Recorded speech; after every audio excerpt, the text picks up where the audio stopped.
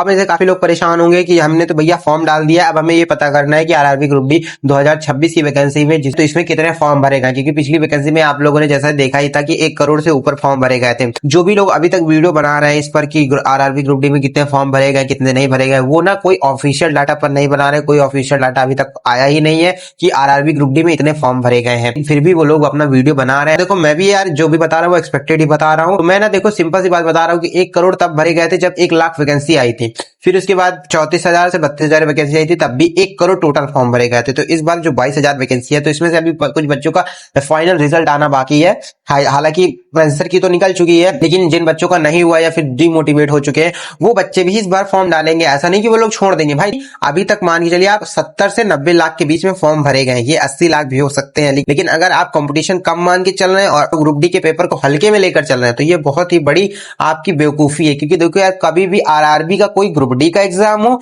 या फिर एनटीपीसी का एग्जाम हो, कभी भी लेवल कम ही नहीं आता, सबका लेवल एक बराबर ही आता है।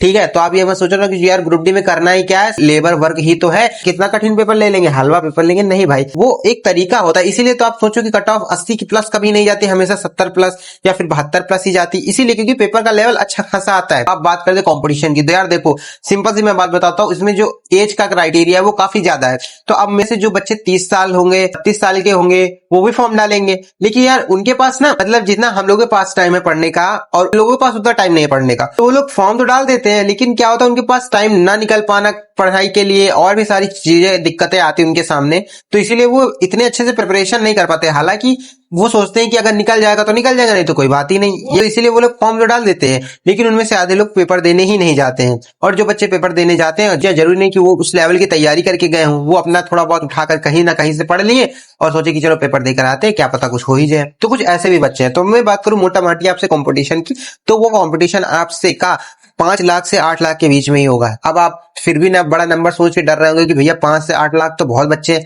लेकिन मैं आप ये बता रहा हूं कि इनमें से भी कुछ बच्चे ऐसे होंगे बहुत सी चीजों में वो अनफिट हो जाएंगे। लेकिन आप अगर एकदम टाइट मान के चले कि जो कट ऑफ के पास बच्चे पहुंच जाएंगे वो 1 लाख 2 लाख प्लस ही बच्चे होंगे, जो कम से कम 50 नंबर से प्लस जाएंगे, समझ रहे हो।